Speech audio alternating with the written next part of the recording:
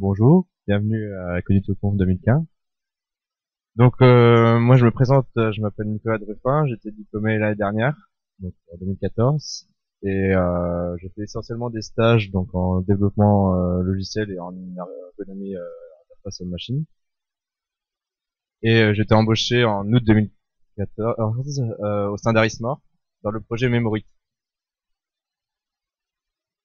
Donc Memority, pour introduire un peu ce que c'est une solution qui permet aux entreprises, à leurs employés, leurs partenaires, de se connecter directement à toutes leurs applications depuis un seul accès cloud.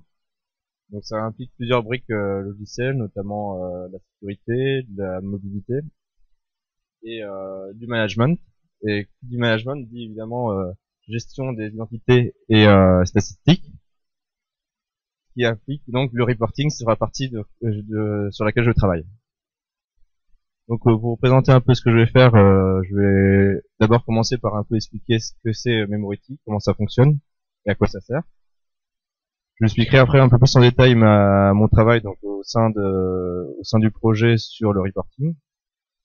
Je finirai par expliquer un peu les avantages et ce que j'ai pu me servir de ma formation pour mon travail actuel. Donc Memority, c'est un projet d'IAM. IAM, ça veut dire Identity Access Management, donc le management des identités. Et le management des identités, ça passe principalement par trois aspects: l'identité, le rôle et l'organisation. L'identité, ça répond à la question qui est qui dans l'entreprise. Le rôle, c'est pour savoir qui a accès à quoi. Et l'organisation, ça permet de savoir de quelle façon on va administrer les rôles aux identités. Quelle est la hiérarchie dans l'entreprise. Et donc, ce qu'on veut faire dans Memority, c'est donner aux identités un accès à toutes leurs applications avec une seule authentification. Donc, on appelle ça le single sign out, le SSO. Ça permet avec un seul accès de se connecter donc à tous les services, LinkedIn, Google, Twitter. Ça peut être des services aussi d'entreprise. En fait, on a aussi la partie management des accès avec le provisioning qui permet en fait de synchroniser les comptes entre les applications. C'est-à-dire que si on a une modification sur Salesforce, elle va être automatiquement poussée sur les autres comptes Microsoft, les autres comptes SAP, etc. Enfin, on a une brique plutôt sécurité et mobilité, c'est-à-dire qu'on veut que tous les collaborateurs puissent se connecter depuis n'importe quelle plateforme. Donc aussi bien mobile, avec la double authentification que tablette, etc. Ça peut être aussi voiture connectée. Le but, c'est de passer par tous les accès possibles. Donc au sein de ce projet, je travaille seulement sur le reporting. Donc le reporting, c'est collecter toutes les données qui proviennent de la sécurité, de l'identité, le management et l'annuaire des personnes. Collecter ces données, les historiser pour pouvoir en déduire des statistiques qui puissent servir au manager. Donc en fait, ça passe en trois étapes. Donc la collecte de ces informations à travers plusieurs scripts de collecte sur les machines, les stocker pour les historiser, et enfin les afficher sous forme de rapport. Et tout ça sous une architecture cloud, c'est-à-dire que on veut que ce soit disponible en temps réel et sans interruption, c'est-à-dire répliquer. Si une chaîne tombe, on a un système parallèle qui peut prendre le relais. Redonder, c'est dire qu'on a une copie sur les serveurs, et virtualiser, c'est-à-dire qu'on travaille sur des machines virtuelles et pas sur des machines physiques. Donc la collecte des données plus en détail, c'est collecter des données depuis différentes interfaces, notamment des bases de données et d'autres systèmes qui s'apparentent aux bases de données, comme les annuaires, mais ça peut être aussi des fichiers de log. Assurer le transport des données donc en flux asynchrone, c'est-à-dire que les données du moment où ils sont collectés au moment où ils sont transférés sur la base de données, les flux sont pas asynchrones, c'est-à-dire qu'ils sont pas à la même vitesse si la base de données travaille plus lentement que la collecte. Si on a par exemple plusieurs personnes qui se connectent d'un seul moment, on va pas avoir directement toutes les informations qui arrivent, on va les avoir au fur et à mesure que la base de données les raccroche. Et enfin, transformer la donnée, c'est-à-dire que les données, il faut un peu les nettoyer pour qu'elles soient utilisables après, a posteriori. Donc, ensuite, le stockage de ces données-là, ça permet de pouvoir faire des calculs rapidement dessus et de pouvoir afficher en temps réel sans trop de latence entre le moment où ils sont collectés et le moment où ils sont affichés. Donc on a choisi au sein de Memoity une base qui s'appelle MongoDB, qui fonctionne en NoSQL, c'est-à-dire que pas de structure définie de la donnée, elle est définie par la donnée elle-même en fait, sous forme de document. Et ça permet de gérer le cycle de vie des données dans le sens où on historise, c'est-à-dire que les données qui sont trop vieilles sont supprimées automatiquement. Enfin, donc l'affichage, on utilise une solution d'IHM préconçue qui s'appelle Pentao. Pentao, ça permet de faire des rapports donc avec les graphiques standards et même de les évoluer en faisant du développement custom.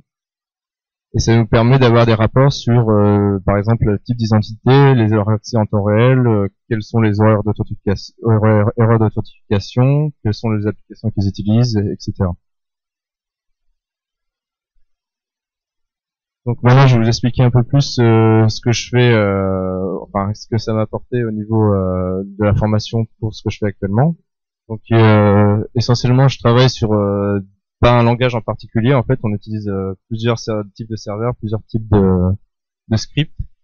Et en fait, on dit qu'on travaille plutôt en intégrateur, c'est-à-dire qu'on utilise des solutions qui sont déjà faites pour les utiliser pour notre travail. C'est-à-dire que tout ce qui est Tomcat, serveur JBoss, etc., on s'en sert en tant que service déjà créé et on intègre les API qui sont dessus. Ensuite, au niveau du reporting, ça engage évidemment une partie IHM. Donc, on a tout ce qui est interface aux machines au niveau de qu'est-ce qu'on va chercher sur les rapports, quelles sont les données qu'on va afficher, pour qui et dans quel but. C'est-à-dire, on va pas faire un rapport pour faire des statistiques. Il faut évidemment un but. Ça peut être tracer ceux qui ont des problèmes d'authentification, mais aussi des tentatives d'intrusion depuis des services malveillants. Ou même ça peut être identifier les flux de travaux qui sont bloqués parce que les managers n'ont pas validé les droits des utilisateurs. Et donc ça passe aussi au niveau des rapports par une étape de conception centrée utilisateur avec des phases de maquettage, validation, des développements et des tests. Ensuite, vu que c'est une plateforme assez complexe qui comporte un certain nombre de briques, il faut évidemment automatiser tout ça, puisque le service est en mode plateforme sous forme de service, c'est-à-dire que si un client veut une authentification sur une application particulière, elle ne sera pas disponible forcément sur un autre client qui la demande. Et donc, pour déployer tout ça en fonction de fonctions dynamiques, on a automatisé tout ce qui est déploiement et maintenance des serveurs, ce qui implique de passer par des solutions qui permettent de gérer tout ça de façon intelligente en fonction du client, en fonction de la plateforme et en fonction des paramètres de Memoity. Donc pour conclure un peu sur ce travail-là, je dirais que c'est un domaine qui est en expansion et qui est demandé dans toutes les entreprises qui dépassent à peu près les 200-250 salariés, parce que dès qu'on a du moment à gérer des applications et des rôles en fonction des hiérarchies, on a vite fait d'utiliser une solution déjà faite pour pouvoir automatiser tout ça. Ensuite, c'est un sujet assez complexe et vaste à la fois, c'est-à-dire qu'on fait jamais exactement la même chose en fonction du client, mais en fonction aussi des plateformes. Donc ça permet de passer par plein d'étapes de la conception, mais aussi de l'architecture système et l'architecture logicielle. Et enfin, on a un panel de profils au sein de l'équipe qui est assez vaste, qui va du déploiement au développement et même au test fonctionnel. Donc ça permet tout le monde n'a pas la même formation, ça permet d'avoir de l'expérience sur pas mal de sujets. Donc voilà, si vous avez des questions.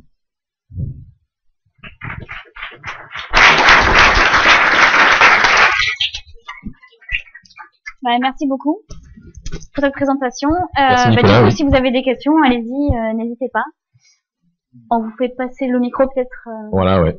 Donc, est-ce que vous avez des questions sur cette présentation-là? Aucune. Pour la première. Des questions à te poser à toi-même, non? C'était tout clair. C'était pas si. Donc pas de questions, on enchaîne sur la prochaine s'il n'y a pas de questions. Très bien. Et ben je pense qu'on va enchaîner, Antoine. Du coup, Antoine. C'est à toi.